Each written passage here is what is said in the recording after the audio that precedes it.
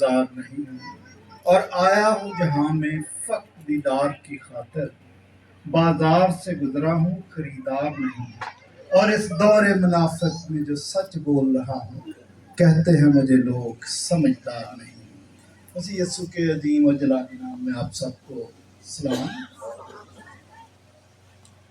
آج کا میرا ٹاپک یہ الہی منصوبہ اور اقوام عالم۔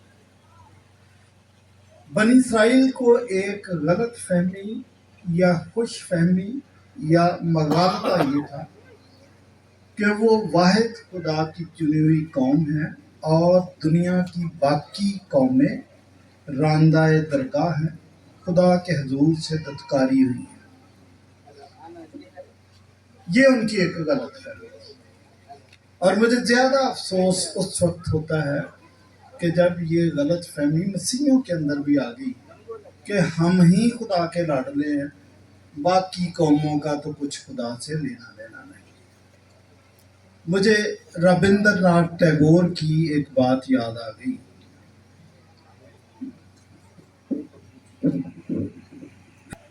رابندر ناتھ ٹیگور کہتا ہے کہ مسیح صرف مسیحیوں کا مسیح نہیں ہے، وہ ہمارا بھی مسیح ہے۔ یہ شخص غیر قوم سے تعلق رکھتا ہے۔ اگر رابندر ناتھ ٹیگور کو یہ بات سمجھ آ گئی ہے تو کیا مسیحیوں کو نہیں سمجھ آنی چاہیے کہ مسیح سب کا مسیح ہے؟ بنی اسرائیل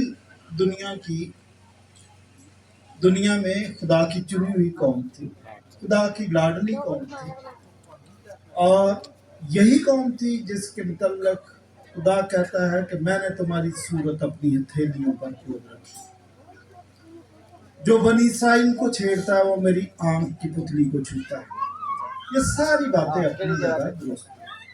خدا نے اس قوم کو چنا اپنی جگہ درست، لیکن آج میں آپ کو بتاؤں گا کہ غلط فہمیاں کیسے شروع ہوتی ہیں اور پھر وہ کہاں تک انسان کو لے جاتی ہیں۔ بنی اسرائیل یہ سمجھتے تھے کہ باقی قومیں جہنم کا ایندھن ہے۔ بنی اسرائیل لاڈلی قوم ہے اور باقی قومیں جہنم کا ایندھن ہے۔ میں ایک دو روایتیں ان کی بتاتا ہوں۔ غیر قوموں کو حرام جانور کے برابر سمجھتے تھے، اور حرام جانور کو ہاتھ لگانے سے وہ پورا دن ناپاک رہتے تھے۔ اس کا مطلب اگر غیر قوم حرام جانور کے برابر ہے تو ان کو چھو کر، ان سے ہاتھ ملا کر بھی آپ ناپاک ہو۔ میں نے کہا میں ایک دو روایتیں بتانا چاہتا ہوں۔ ایک روایت یہ ہے کہ اگر غیر قوم کی عورت حاملہ ہو اور وضع حمل کا وقت آ جائے، وہ مدد کے لیے پکار رہی ہو، تو آپ نے اس کی مدد نہیں کرنی۔ یہ ان کی سخت دلی اور غلط فہمی کا آپ اندازہ کر سکتے ہیں۔ دوسری ایک روایت ہے کہ اگر غیر قوم کا شخص راستہ بھٹک جائے اور آپ سے راستہ پوچھے تو آپ نے اس کو راستہ نہیں بتانا۔ یہ بنی اسرائیل کی روایتوں کے اندر یہ باتیں لکھی ہوئی۔ ایک اور روایت بتا دیتا ہوں۔ روایت یہ ہے کہ ایک غیر قوم کے شخص نے درخت کاٹا۔ کس نے درخت کاٹا؟ غیر قوم کے شخص نے درخت کاٹا، اور اس کو یہودی خرید کر لے جاتا ہے۔ آپ میرے ساتھ رہیے، درخت کس نے کاٹا؟ اور لے کے کون گیا؟ یہودی لے گیا۔ یہودی نے اس کو آرے والے کو بھیج دیا، اور آرے والا اس پورے درخت کی لکڑیاں ان کی چرائی کر دیتا ہے، اور یہ آرے والا بھی یہودی ہے۔ ابھی تک میرے ساتھ ہے نا؟ درخت کس نے کاٹا تھا؟ غیر قوم نے، خرید کے لے گیا یہودی، آرے والے نے چرائی کر دی، آرے والا بھی یہودی۔ اب ایک اور شخص اس چری چرائی لکڑی کو خرید کے لے جاتا ہے، اور وہ اس کا فرنیچر بناتا ہے، وہ اس کے چرخے بناتا ہے، اور یہ جو چرخے بنانے والا کارپینٹر ہے یہ بھی یہودی ہے۔ مارکیٹ میں چرخے بکنا شروع ہو جاتے ہیں، 1000 روپے کا، 1200 کا، 1800 کا، 2000 کا۔ یہ جو چرخے بیچ رہا ہے اس لکڑی سے بنے ہوئے یہ شخص بھی یہودی ہے۔ ایک مائی 1200 روپے کا چرخہ خرید کے لے جاتی ہے اور سارا سال یہ اس چرخے پر سوت کاٹتی رہتی. یہ بوڑھی اماں بھی یہودی. سال کے بعد ایک جلاہا آتا ہے، اماں جی سے پورا سوت خرید کے لے جاتا ہے اور اس کی جو کھڈی ہے اس پر وہ دریاں اور کھیس بنتا ہے. یہ جلاہا بھی یہودی. یہ دریاں اور کھیس مارکیٹ میں بکنے کے لیے چلے جاتے ہیں. وہ 2000 کا، وہ 2500 کا، وہ 3000 کا.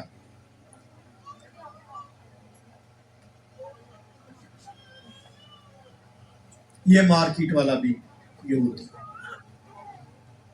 اب ربی اینڈ میں لکھتا ہے کہ اگر کوئی یہودی اس دری یا کھیس کو خرید کر استعمال کرتا ہے تو یہ اس کے لیے حرام ہے.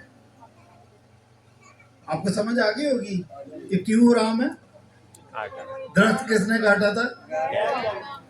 اب آپ کو آسانی سے یہ سمجھ آ گئی ہوگی کہ سامری عورت سے جب یسوع مسیح نے پانی مانگا تو وہ حیران رہ گئی. اس کی آنکھیں کھلی کی کھلی رہ گئیں کہ تو یہودی ہو کر مجھ سامری عورت سے پانی مانگتا ہے. وہ تو ہم سے کسی قسم کا میل برتاؤ نہیں رکھتے. خیر تو ہے. وہ مولا جٹ کا ایک ڈائلاگ ہے کہ نواں آیا سونا. یہ کوئی نیا بندہ آ گیا جس کو پتا نہیں ہے کہ دنیا میں کیا چل رہا ہے. یہ یہودیوں کی غیر قوم سے نفرت.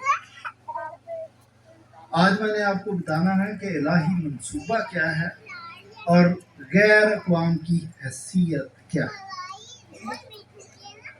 جو باتیں یہودیوں نے سمجھی اور آپ کو سمجھا دی، آپ اس پہ پکے ہو گئے.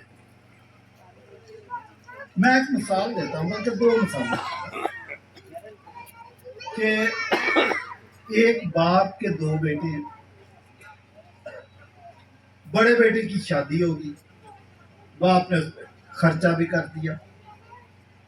کیا اس کا یہ مطلب ہے کہ چھوٹا بیٹا جو ہے وہ اب راندہ درگاہ ہے، وہ اب جہنم کا ایندھن بن گیا، اس کا باپ کے گھر سے کچھ لینا دینا نہیں؟ کیا اس کا یہ مطلب ہے؟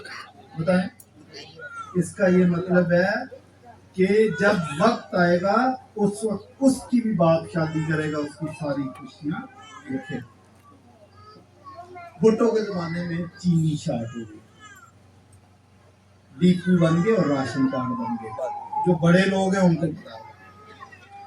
وہ جو راشن کارڈ بنے تھے، ہمارا چونکہ گاؤں تھا، میں گاؤں کی مثال دوں گا. وہاں پہ ایک شخص پرویز ہینری، وہ ڈیپو ہولڈر تھا اور اس کو 1 ٹرک بھر کے چینی کا ہر مہینے دے دیتے تھے اور وہ ڈیپو ہولڈر تھا. ڈیپو ہولڈر کا کام یہ تھا کہ اس چینی کو پورے گاؤں میں بانٹنا.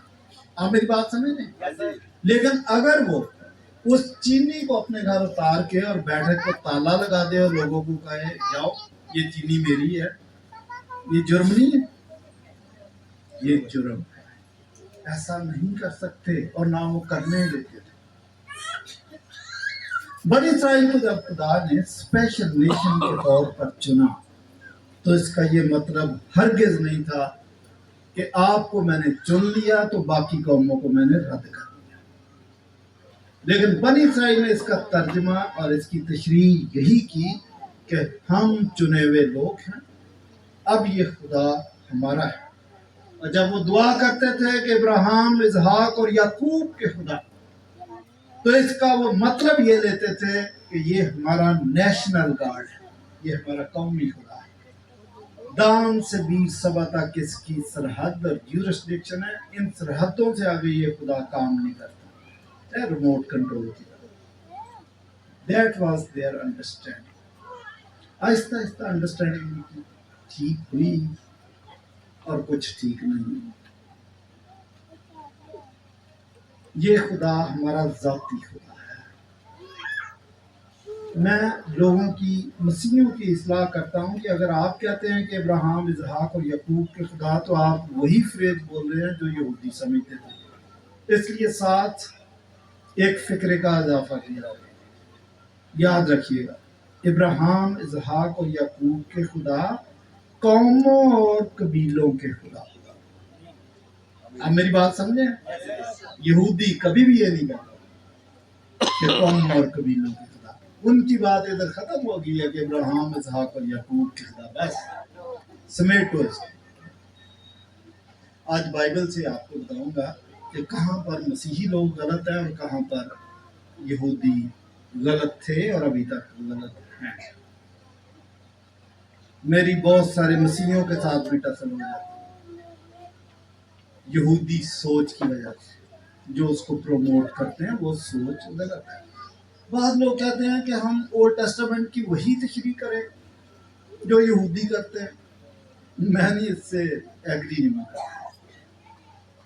मसीह यीशु ने उनको कह दिया था कि तुम रवायतों से, अपनी रवायतों को ज्यादा अहमियत देते हो और रवायतों से खुदा के कलाम को टाल देते हो। मैं नहीं उनसे एग्री करता। क्रंथियों के खत में पौलुस कहता है कि जब तक यहूदी ओल्ड टेस्टामेंट में रहते हैं, वो पढ़ते हैं, उनकी आंखों पर एक पर्दा पड़ा रहता है, उनकी आंखों पर छिलके होते हैं।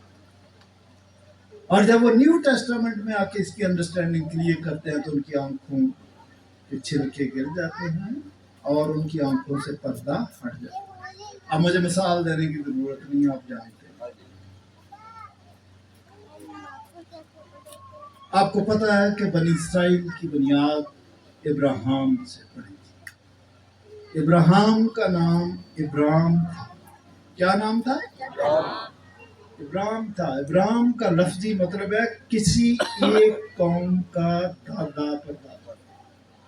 इब्राम। खुदा ने कहा अब से तेरा नाम इब्राम नहीं इब्राहिम होगा। आपका क्या ख्याल है कि कोई इससे फर्क पड़ता है? जो खुदा ने कहा वरना इब्राहिम ही रहने देता। फर्क पड़ता है। इब्राहिम का मतलब है कौम और कबीलों का बाप, किसी एक कौम का बाप नहीं।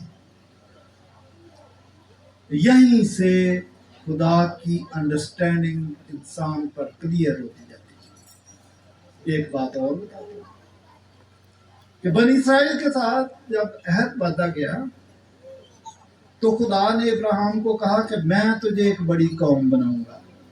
जहां मैं गलती करूं बता दीजिएगा, मैं अभी एक बशर हूं। ऐसा ना हो कि चुप करके बैठ रहे हैं जी पादरी, अब क्या बोले, पादरी शफीक है भी बड़ा, क्या बोले, वरना तो मुझे समझ आ गई थी गलत बोल रहा। जहां गलत बोलूं हाथ खड़ा कर लीजिए। खुदा ने कहा कि मैं तुझे एक बड़ी कौम बनाऊंगा। मैं तेरी नस्ल को आसमान के सितारों की मानद और समंदर के किनारों की रेत के जर्रों की मानद बनाऊंगा, लातादार बनाऊंगा। तेरी नस्ल दुश्मन के फाटकों की मालिक होगी। ऐसा ही यही था या कुछ और भी कहा? नो, और भी कहा। यही तो बात है। यही इस्राएली कहते थे, यही इस्राएली कहते थे कि यही कुछ है। हाँ वो बढ़ाऊंगा, लेकिन एक और बात, किसी को याद हो 100 रुपया नाम मिलेगा। अब 100 नहीं मिलेगा। ठीक है ना? अब नहीं मुझे रोकना पाया कि 100 गलत जवाब। खुदा ने कहा कि तेरी नस्ल के वसीले से दुनिया की दीगर कौमें भी बरकत पाए। जो क्रक्स ऑफ द मैटर है उसको आप भूल जाते हैं। इंपॉर्टेंट नुकता यही था, उसको आप भूल जाते हैं। और यही इसराइलियों की हरकत थी कि जो अपने बारे में अच्छी अच्छी बातें हैं ये याद है, और याद भी वही रखनी चाहिए जिनका हमें फायदा हो रहा है। हम गैर कौमों की बातें क्यों याद रखें? अच्छा, आज भी आप किसी यहूदी से बात करें कि खुदा ने तो एंड में ये कहा था कि तेरे वसीले से दुनिया की सारी कौमें बरकत पाएंगी, तो वो कहेगा हो सकता खुदा तकरीर कर रहा था तो जोशे खिताबत में बंदा पता नहीं क्या क्या कहा जाता है ना? आप उनसे बात करें, आपको इसी किस्म की कहानियां सुनाएंगे। लेकिन आज मैं आपको बताना चाहता हूँ कि ये बात इब्राहिम से भी खुदा ने 2 दफा कही, 1 दफा नहीं कही। इब्राहिम के बाद خدا نے اسی عہد کی تجدید اظہار کے ساتھ کی. یہ سب کچھ پیدائش کی کتاب میں. اور اس کو بھی وہی باتیں کہیں کہ میں تیری قوم کو بڑھاؤں گا, تیری نسل کو بڑھاؤں گا. اور آخر میں جو بات کہی اس کو بھی یہ کہا کہ تیرے سبب سے دنیا کے تمام قبیلے برکت پائیں.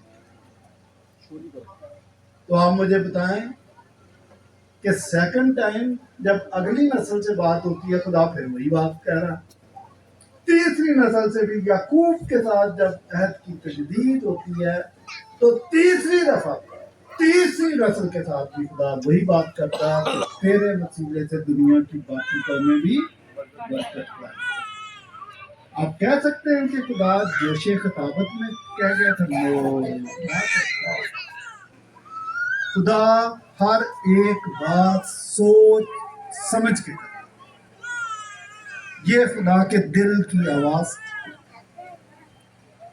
آج جو باتیں میں بائبل سے بتاؤں گا آپ کے دل میں اترنی چاہیے, اور اگر یہ باتیں دل میں اترے تو پھر کل سے آپ پہلے والے کرسچن نہیں رہیں. آپ کو اس طریقے سے سوچنا چاہیے جس طریقے سے خدا سوچ رہا ہے. اور جب تک آپ کے اندر خدا کا دل نہیں آتا آپ کرسچن نہیں. نام برکت مسیح, نام کرسٹوفر, نام کیتھرین رکھ لینے سے نہیں کرسچن ہوتا اگر آپ خدا کی سوچ کو نہیں. یہ ساری باتیں آپ کو دیکھنی پڑے. آپ کو پتا ہے کہ آدم سے جو نسل چلی تھی, ایون نوح کے بعد بھی جو نسل چلی, ان کی بولی بھی ایک تھی, ان کی زبان بھی ایک تھی, ان کا کلچر بھی ایک تھا.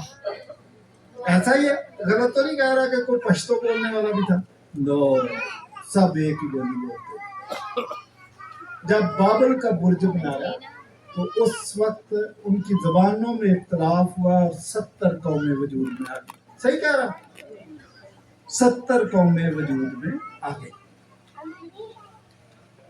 اگر خدا صرف بنی اسرائیل کا خدا ہے, اگر خدا صرف ابراہیم کی نسل سے پیار کرتا ہے تو باقی قوموں کے ساتھ تو اس کا لینا دینا نہیں ہونا چاہیے, یا ان قوموں کو صدیوں تک بے آسرا چھوڑ دینا چاہیے تھا.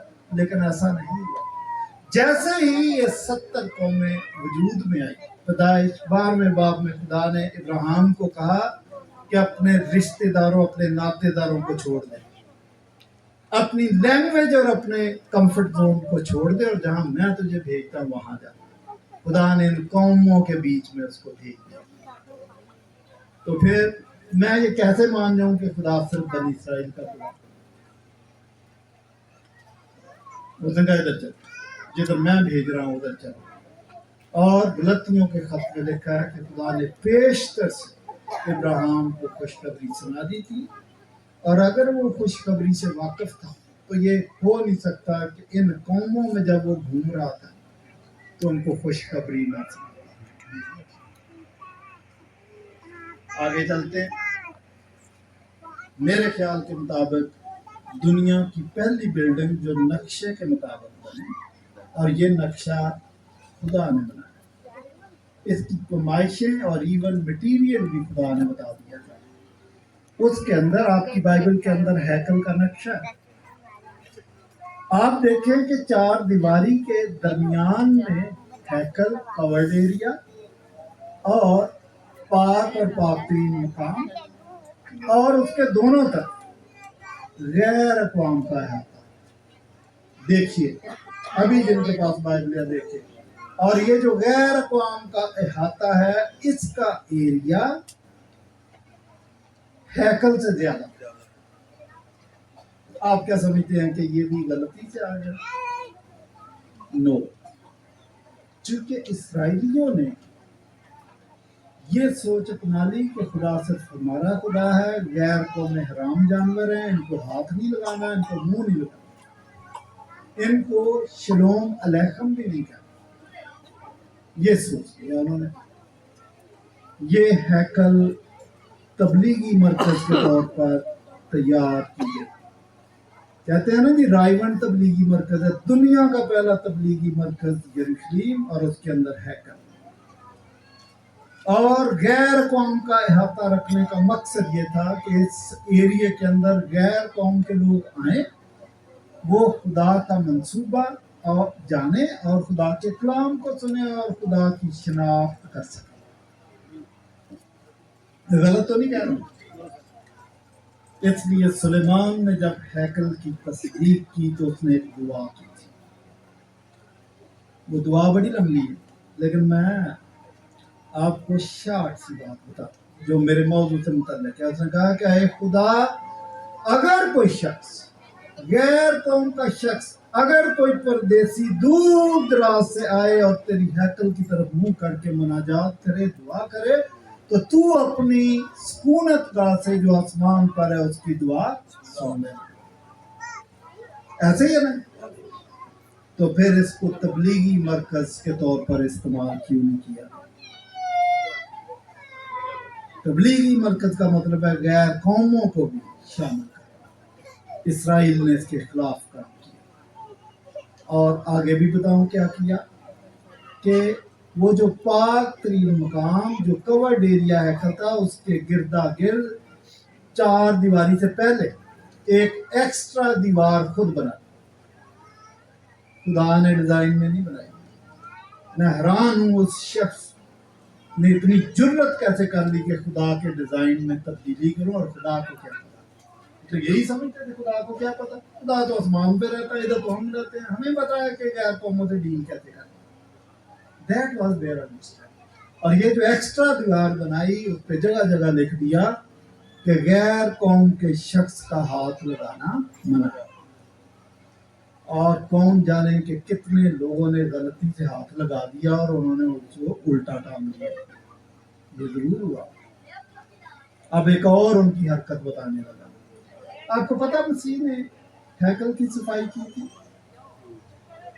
کوڑا اٹھا۔ آپ میرے ساتھ اتفاق کریں گے کہ مسیح کو کبھی غصہ نہیں آیا۔ آپ نے دیکھا اس کو گرفتار کیا گیا، اس کو چڑھانے کے لیے، اس کا مذاق اڑانے کے لیے اس کو بادشاہ کا لباس بنایا گیا، اس کے سر پر کانٹوں کا تاج رکھا گیا، ہاتھوں اور پاؤں میں کیل ٹونک دیے گئے اور اس کے کندھوں پر بھاری سلیب لاد دی گئی۔ مسیح کو غصہ نہیں آیا۔ اس کو رات کو گرفتار کرنے کے لیے آ گئے جس طرح کسی مجرم کو گرفتار کرتے ہیں، اس کو غصہ نہیں آیا۔ غصہ کس بات پہ آیا؟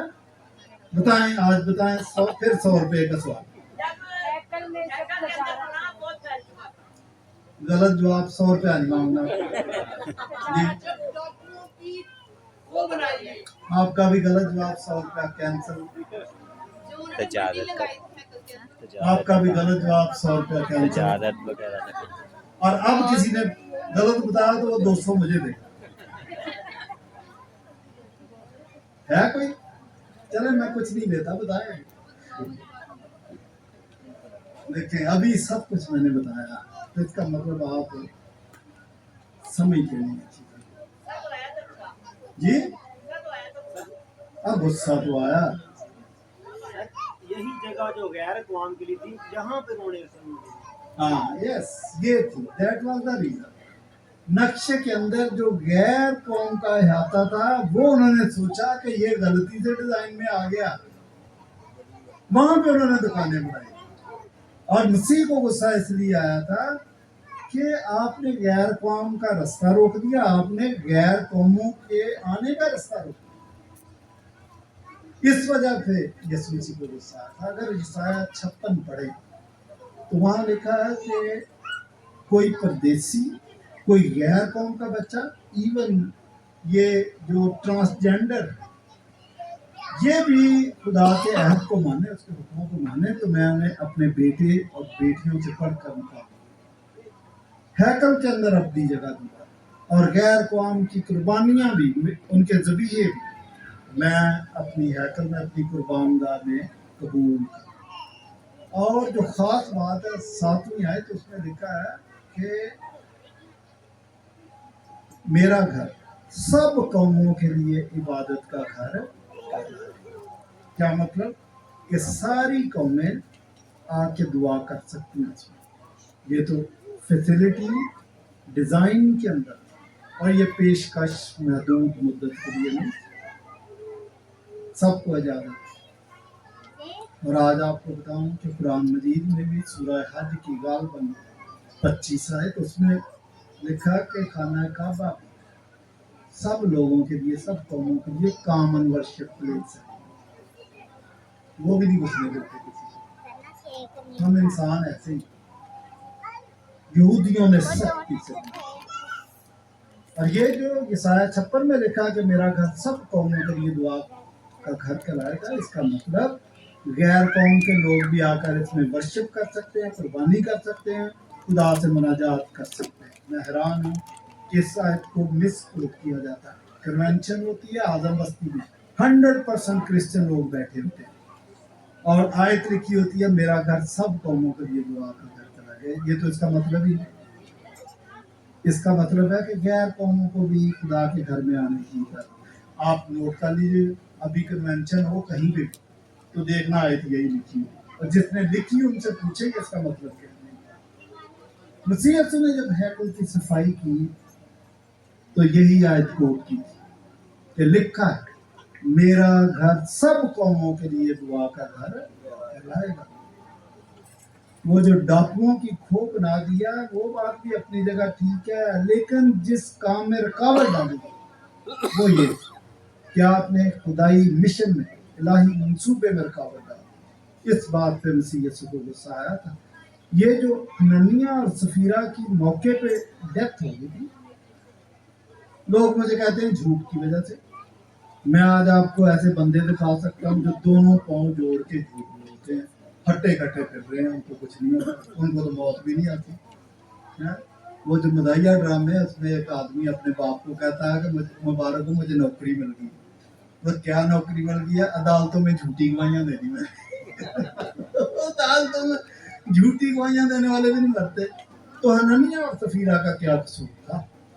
قصور یہ تھا کہ وہ دولت، وہ روپیہ پیسہ جو رسولوں کے قدموں میں ڈالتے تھے، وہ مشن ورک کے لیے، انجیل کی منادی کے لیے، غیر اقوام تک خدا کے منصوبے کو پہنچانے کے لیے استعمال ہوتا ہے. اس منصوبے میں روپے پیسے میں آپ خیانت کرتے ہیں تو آپ نے خدا کے مشن میں رکاوٹ ڈالی. بنی اسرائیل جب ملک مصر سے نکل کر ملک کنعان کی طرف جا رہے تھے، راستے میں اگر خدا ان کے لیے قوموں کے خلاف کھڑا ہو جاتا تھا تو again there was same reason کہ وہ الہی منصوبے کے خلاف کام کر رہے. میں ایک اور بات آپ کو بتا دیتا ہوں. مسیح کے خلاف جھوٹے گواہ دیے اور وہ گواہ لے کے آئے. اور آپ کو پتا جن کو بائبل نے اناجیل میں جھوٹے گواہ کہا، جب انہوں نے گواہی دی تو گواہی کیا تھی؟ کسی کو یاد؟ انہوں نے گواہی دی کہ ہم نے سنا اس شخص کو یہ کہتے ہوئے کہ اس ہیکل کو گرا دو، میں 3 دن میں کھڑا کر دوں. یہ تو مسیح نے کہا تھا. تو پھر یہ جھوٹے گواہ کیوں ہوتے؟ اس لیے کہ وہ الہی منصوبے کے خلاف کھڑے، اس لیے بائبل ان کو جھوٹے گواہ کہتے ہیں. یہ باتیں بڑی باریک ہیں جن کو سمجھنا بہت ضروری ہے. میں آ جاؤں، میں 1.5 گھنٹہ ایسے ہی بول کے چلا جاؤں تو وہ جو بولنا تھا وہ اسپیکر کو ٹیسٹ کرنا تھا. میں ایسے ایسے خادموں کو جانتا ہوں جن میں ٹریکٹر کا انجن لگا ہوا، بعد میں سنے کام کی بات ایک نہیں. بھائی آپ خدا کے کلام کو سمجھیں اور دوسروں کو سمجھائیں، لوگ برکت پائیں، ان کی زندگیاں تبدیل پھر فائدہ. یہ ابھی تک میں نے آپ کو جو کچھ بتایا یہ بائبل سے بتایا، اپنے ذہن سے نہیں میں نے بتایا. یسایہ 49 باب میں لکھا ہے کہ میں تجھے قوموں کا نور بناؤں گا. بنی اسرائیل کو کہا کہ میں تجھے قوموں کا نور بناؤں گا. یہ بالکل وہی بات ہے جو مسیحوں کو مسیح نے کہی کہ تم دنیا کا نور ہو، تم دنیا کا نمک. تو بنی اسرائیل کو بھی خدا نے یہ بات ہمیں جب یہ کہا کہ تم شاہی کہنوں کا فرقہ، خدا کی خاص ملکیت ہو، اسپیشل نیشن ہو، بنی اسرائیل کو بھی یہی بات ہے کہ وہ شاہی کہنوں کا فرقہ ہے۔ وہ لاوی قبیلے کو قائم بنایا، لیکن بعد میں کہا کہ ساری زمین میری ہے، تو ساری زمین کے لیے 12 کے 12 قبیلے کہانت کی ذمہ داری نہیں کی۔ وہ غیر قوم میں تبلیغ کرنا پسند نہیں کرتے۔ انہوں نے ہیکل کے ڈیزائن کو بھی مس انڈرسٹینڈ کیا۔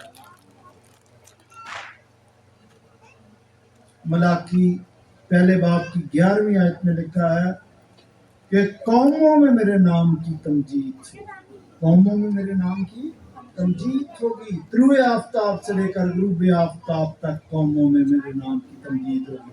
کیسے تمجید ہوگی؟ جب بنی اسرائیل اپنی ڈیوٹی کو پوری کرے، ڈیوٹی کو پوری کریں گے اور خدا کے کلام کو، خدا کی ذات کو دیگر قوموں تک پہنچائیں گے، تو پھر قوموں میں اس کے نام کی تمجید ہوگی۔ لیکن بنی اسرائیل نے یہ کام نہیں کیا۔ میں جو بات شروع میں آپ کو بتا رہا تھا کہ اس عہد کے اندر یہ بات موجود تھی کہ دیگر قومیں بھی برکتوں کی وارث ہونی چاہیے، یہ والی بات 5 ٹائمز صرف پیدائش کی کتاب میں، کتنی دفعہ؟ 5 ٹائمز صرف پیدائش کی کتاب میں۔ ہم کیوں بھول جاتے ہیں؟ میں بہت سفر کرتا ہوں اور بڑے لوگوں سے میرا انکاؤنٹر ہو جاتا ہے۔ کسی نے مسلمان نے مجھے یہ بھی کہہ دیا کہ مسیح نے تو منع کیا تھا منادی کرنے سے۔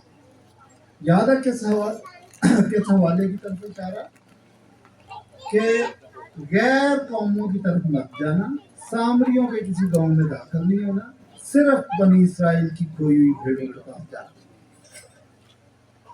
وہ کسی نے یہ بھی کہہ دیا کہ مسیح کو تو اپنے مشن کا ہی نہیں پتا تھا، کبھی کہتا تھا منادی کرنا، کبھی کہتا تھا منادی نہیں کرنا۔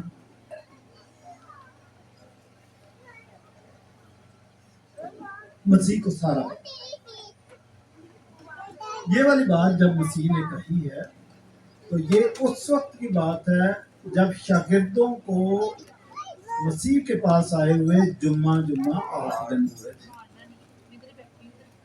اور میں آپ کو بتاؤں کہ شاگرد آج کا ہو یا 2000 سال پہلے کا یا 2300 سال پہلے، وہ ایک جیسے ہی ہوتے۔ اس وقت بھی شاگرد یہی ہوتے تھے، یہی بات کہتے تھے کہ استاد آپ ٹرائی کر کے دیکھو، ہمیں دعائے ربانی بھی آ گئی ہے، مبارکبادیاں بھی آ گئی ہیں، پہاڑی بات پورا یاد ہے، آپ ہمیں موقع دو، دیکھو ہم کیسے کیسے کام کرتے ہیں، یاد ہے؟ اور ابھی دن کتنے ہوئے ہیں؟ جمعہ اور پھر یاد ہے کہ کسی نے بھیجا تو بدرو نہیں نکلی تھی، یاد ہے؟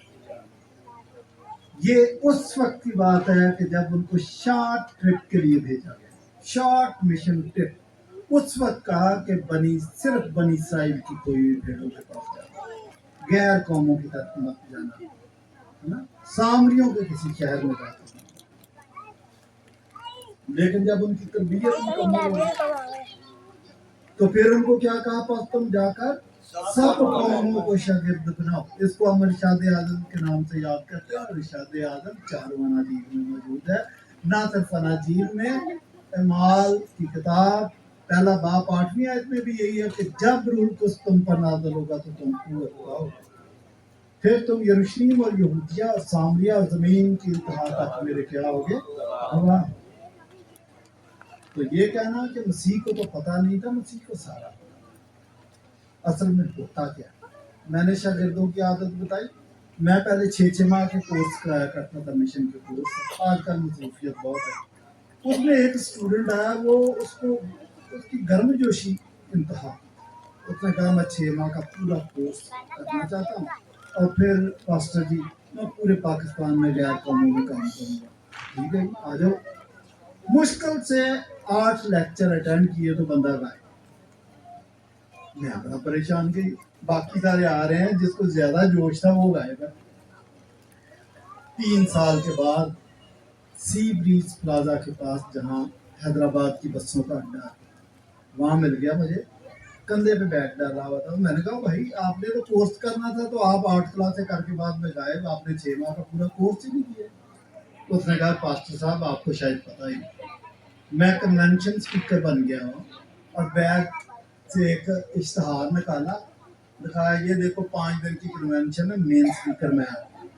اور یہ وہ بندہ کہہ رہا کہ جس نے کلاسیں کتنی لی تھی.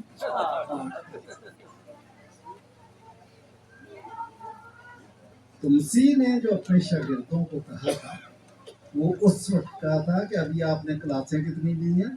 8. ابھی آپ نہیں کر سکتے. لیکن آپ جانتے ہیں کہ جب ان کی 3.5 سال کی تربیت مکمل ہوئی تو دنیا کی کایا پلٹنے والے یہی 12 لوگ. آمین ہاللویہ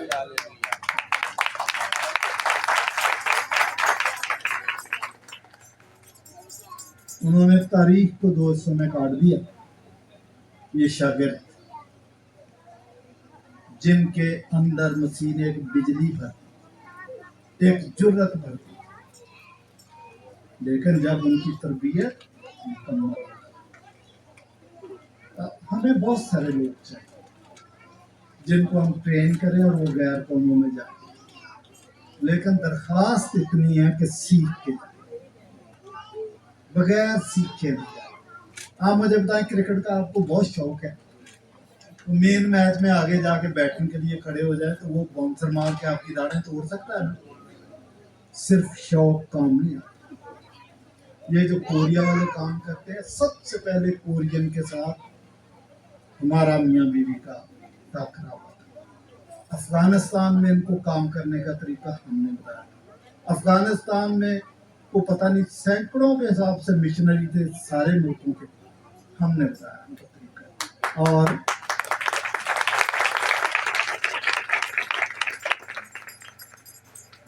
2 وزٹ کیے تھے میں اور میری بیوی، اور ان کو 8 دن کی تربیت دی تھی.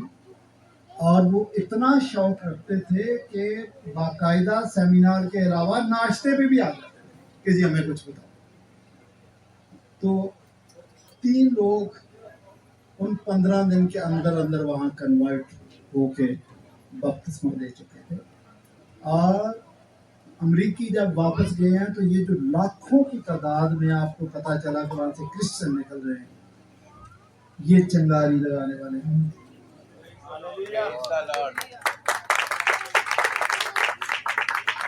اور یہ بھی بتاؤں کہ وہ کرسچن لوگ تھے جنہوں نے ISI-MI کو رپورٹ کی کہ یہ افغانستان جاتے ہیں، اور ہمیں انہوں نے بلا لیا. اور جنہوں نے شکایت کی وہ بھی سامنے بیٹھے ہوئے تھے. تو اس نے پہلا سوال پوچھا جی افغانستان گئے ہیں؟ میں نے کہا جی 2 دفعہ گئے، لیکن ویزا لے کے گئے، پاسپورٹ میری جیب میں تھا. کوئی بارڈر کراس کر کے نہیں گئے، ویزا لے کے گئے. اور یونائٹڈ نیشنز کی انویٹیشن پہ گئے ہیں. میں نے اپنا فون نکالا، آپ چاہتے ہیں تو میں آپ کی بات کروا دیتا ہوں. جنہوں نے کا نہیں رہنا، اگر یونائٹڈ نیشنز والے ہیں تو وہی رہنے نہیں بات کی. سرخرو ہو کے واپس آئے.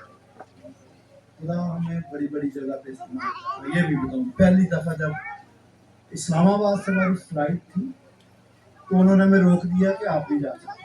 کیوں نہیں جا سکتے؟ ہمارے پاس ویزا ہے، ہمارے پاس ٹکٹ ہے، نہیں جا سکتے. انہوں نے آدھا گھنٹہ ہمیں روک کے رکھا. تو میں نے کہا آپ کا کوئی بڑا آفیسر ہے؟ کہہ رہے ہاں ہے. میں نے کہا اس کو بلایا. تو اس کے بعد میں نے انگریزی میں بات کی، اپنا تعارف کرایا کہ میں پاسٹر ہوں اور چرچ آف پاکستان سے میرا تعلق ہے. ہم مشنری بھی ہیں، ہیومن رائٹس کے لیے کام کرتے ہیں، اور وہاں پہ چونکہ اتنی تباہی مچی ہے تو ہم دیکھنا چاہتے ہیں کہ ان کی بہتری کے لیے کیا کر سکتے ہیں. اس کے بعد کیا ہوا آپ یقین نہیں کریں کہ اس آفیسر نے مجھے باقاعدہ سے اس نے کہا آئے، میرا ٹیچی اس نے پکڑا، اس نے کہا آئے. جہاز کی سیڑھیوں تک لے گیا تو راستے میں نے پوچھا کہ یہ کیوں نہیں جانے دے رہے تھے؟ اس نے کہا اس لیے نہیں جانے دے رہے تھے کہ یہ جہاز جس پہ آپ جا رہے ہیں یہ تو एम्बेसडर्स वगैरह के लिए बड़ी बड़ी पर्सनैलिटी, तो सिक्योरिटी का मसला है। तो मुझे चूंकि आपने बात बताई है, मैंने कहा ये सारी बातें उन्होंने मुझे बताई, कह रहा कोई बात नहीं छोड़े आए आप। आगे से जो पायलट था उसने कहा कि आप काजी शफीक हैं, अंग्रेजी बोल रहा था, और आप मैडम गुजाला हैं। मैंने कहा जी आपको कैसे पता? उसने कहा कि कल आपका जो प्रोग्राम है मेरी वाइफ ही तरतीब देगी।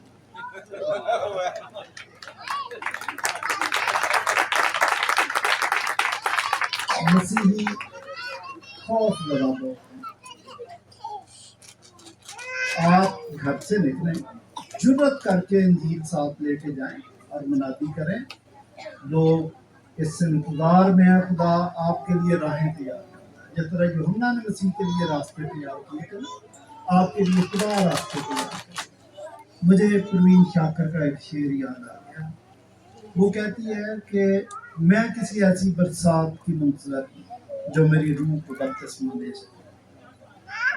बेशुमार लोग ऐसे हैं जो इंतजार कर रहे हैं कि मसीही आए और हमें बपतिस्मा दें, लेकिन हम बदनसीब हैं कि हमारे लोग इनकी तो बुज़दिली नहीं जाती है। उन्होंने मुनादी क्या करना। मैं आपको बताऊं कि वहां पर एक जर्मन मिशनरी था, उसकी बीवी मुझे मिली, तो वो कहती है कि आपने इसको क्या घोल के खिला दिया। ये जर्मनी गया था, ये उस कपल की बात करता है, पास्टर शफीक और गुजाला शफीक, आपने इसको क्या खिला दिया? कलाम ही सुनाया। और जिस दिन हमने वापस आना था, गे और ब्रदर उसका नाम था, गे और, जो हम जिसको जॉर्ज कहते हैं वो गे और कहते हैं जर्मनी में। तो उसने कहा कि मैं कल बिजी हूँ, तो उसने सॉरी किया कि मैं आपको एयरपोर्ट पे छोड़ने नहीं जा सकता। तो मैं कहा कोई बात नहीं, ये बाकी है ना। उसने कहा बाकी आपके साथ जाए। 3 बंदों की उसने ड्यूटी लगाई थी।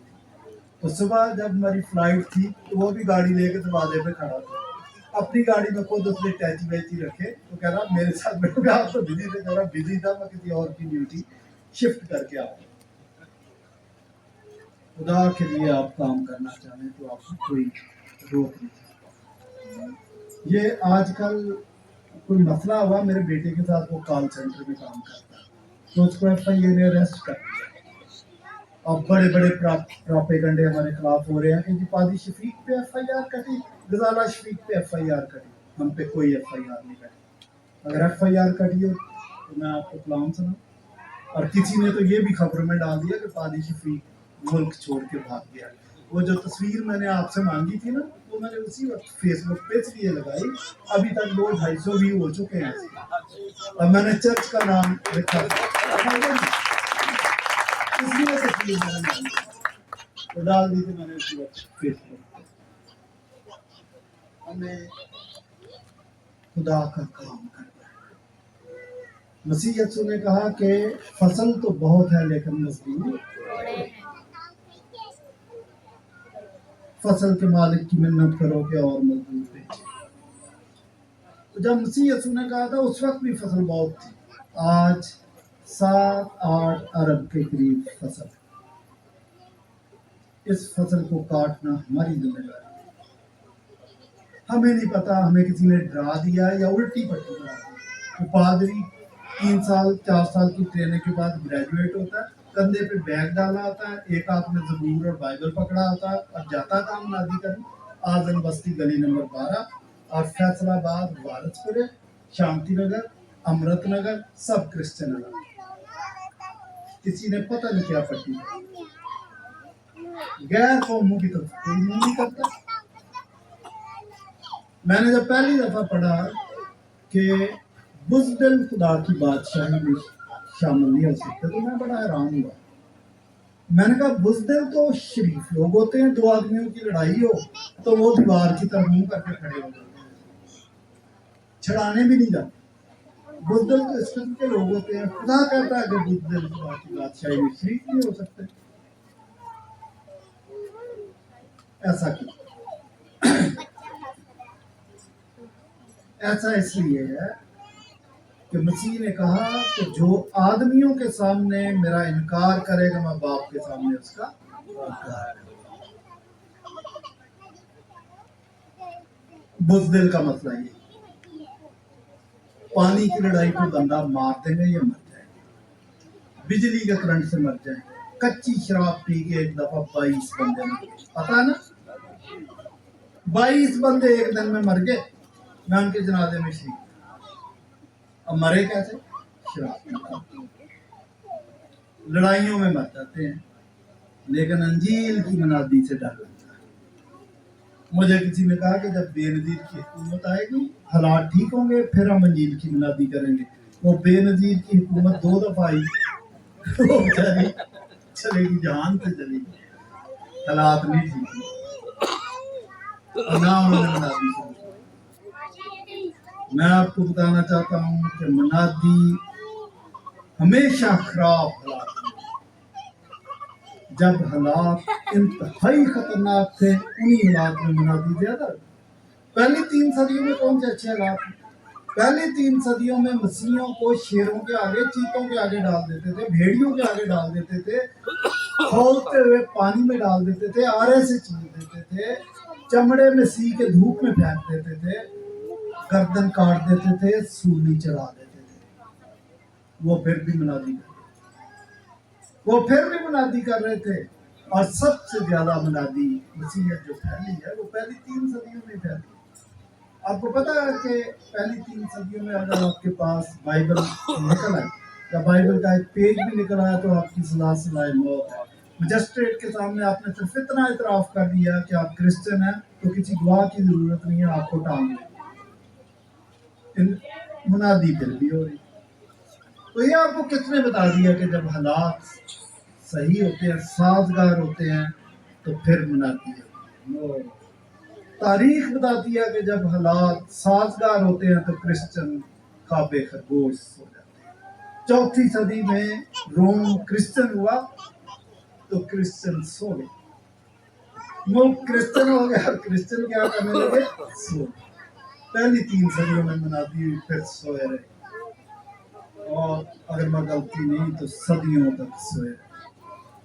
अगर लगातार रसूलों के नक्शे कदम पर चलते, तो आज दुनिया में मसीहियों की तादाद इससे डबल हो चुकी है। और जब मसीह के आने में देर है, वो भी वजह मुनादी की है। ये आप जितना मर्जी जोर लगा के गीत लगाए, शम्मे जलाए रखना यीशु आने वाला, ऐसे नहीं आए। जब तक दुनिया के कोने कोने में, चप्पे चप्पे में इंजील की मुनादी ना हो, यीशु नहीं आएगा। हम गीत गाते हैं जी, शम्मे जलाए रखना यीशु आने वाला। मुल्तान में मैं गया तो हर बंदा मुझे वी बना के यीशु आने वाला। तो 3-4 ने कहा, जब 2-4 ने और कहा, तो मैंने पूछा क्या मतलब? वो कह रहे कोई खादम आया था, वो इनको सिखा। मैंने कहा पट्टियां भी पढ़ाते हैं तो गलत पट्टियां। अगर आप किसी को बताना चाहते हैं कि यीशु आने वाला है, तो उसके लिए जो समझाने वाली बात है कि मुनादी जल्दी करो, ताकि दुनिया के कोने कोने में खुदा के बेटे और बेटियां नजर आए। रूमियों में लिखा है कि मखलूकात कमाल आरज़ू से खुदा के बेटों की राह, तो खुदा के बेटे नजर नहीं आ रहे। अफगानिस्तान में खुदा के बेटे कितने के नजर आ रहे हैं, सरहद में कितने के नजर आ रहे हैं, गिने चुने। कोरिया में 40% क्रिश्चियनिटी और पाकिस्तान में 2-2.5%। ये खुदा के बेटे बने। तो अगर आप चाहते हैं कि यीशु आए, तो आपको काम करने की जरूरत है। फिर यीशु आएगा। मसीह यीशु ने कुर्बानी भी दी थी, और एक और काम किया। उस मुआशरे के अंदर 12 ऐसी रुकावटें थी। वो अगर रुकावटें कायम रहती, तो अंजील यरूशलेम के बॉर्डर से बाहर नहीं जा सकती। 12 रुकावटें थी। मैंने एक किताब लिखी है मिशन पे, कुछ बातें लाहौर के नाम से, उसमें 12 की 12 लिख दी है। आपको 3 बताऊंगा, इतना मौका नहीं है। ज्यादा बोला तो आप कहेंगे वो क्या नाम था, ज़रुब्बाबेल, वो और पादिशवीक मशवरा करके आए होंगे कि 1.5 घंटा तूने बोलना, 1.5 ही मैंने बोलना, आज काबू आए हो। भाई तीन रुकावटें थी। पहली रुकावट ये थी कि यहूदी ये सोचता था कि खुदा सिर्फ इब्रानी बोलता है, इब्रानी समझता, लिहाजा मनादी भी इब्रानी में। ईद पेंतिकोस्त के दिन 17 ज़बानें बोलने वाले लोगों ने अपनी अपनी मादरी ज़बान में अंजील के पैगाम को समझा और अपने अपने इलाके में जाके मादरी ज़बान में कलाम सुना और वहाँ पर चर्च कर।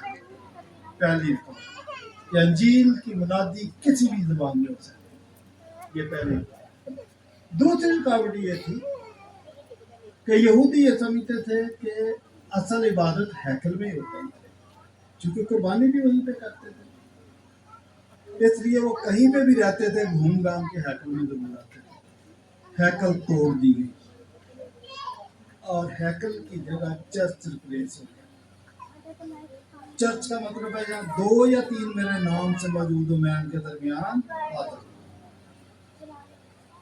इस चर्च के लिए जरूरी नहीं है कि बिल्डिंग भी हो। पहली 3 सदियों में चर्च बिल्डिंग नहीं थी, लेकिन चर्च थे। अब आप देखें दुनिया में चर्च, तो ये दूसरी रुकावट भी दूर कर दी कि चर्च की डेफिनेशन है जहाँ उसके नाम से लोग जमा होते हैं, ये भी चर्च है। और पहली 3 सदियों में कब्रिस्तानों में भी लोग चर्च लगा लेते थे, पीपल के दरख्त के नीचे, गारों के अंदर चर्च लग जाते। कई लोग मुझे पूछते हैं कि हैकल बनने वाली है, ऐत का सबूत मिल गया। मैंने कहा आपने क्या करना है? हैकल ने अपना काम खत्म कर दिया, अब उसकी जगह चर्च आ गया। फिर पूछते हैं हैकल भी, फिर कहते हैं हैकल बनने वाली है, फिर कहते हैं कि ऐत का सबूत मिल गया। ऐत के सबूत का मतलब है प्रेजेंस ऑफ गॉड। अब तो खुदा हर जगह मौजूद है ना। तीसरी रुकावट ये थी कि गैर कौम हराम जानवर के बराबर। और ये आप भी जानते हैं कि अगर यहूदी सूअर को हाथ लगाए तो वो नापाक हो जाता। तो अब वो बंदे को भी हराम जानवर समझ आता, वो तो अगर हाथ बुलाया तो नापाक हो गया, उसको खुशखबरी सुनाएगा? कभी भी नहीं सुनाएगा। पतरस को ख्वाब में रोया में खुदा ने एक चादर दिखाई जिसपे हराम जानवर थे। खुदा ने उसको कहा ज़िबा कर और खा जा। तो इसका ये मतलब नहीं था कि वो जानवर ज़िबा करके खाने थे, उसका मतलब था कि जिन लोगों को तुम हराम समझ रहे हो उनको हराम ना समझो, उनके पास जाओ और उनको खुशखबरी सुनाओ। और पतरस फौरन करनीलियस के घराने में गया, कलाम सुनाया, और जब उन पर रूह कुछ नाज़िल हुआ तो पतरस के ये अल्फाज कि अब मैं जान गया कि खुदा किसी का तरफदार नहीं। ये रुकावट भी थी।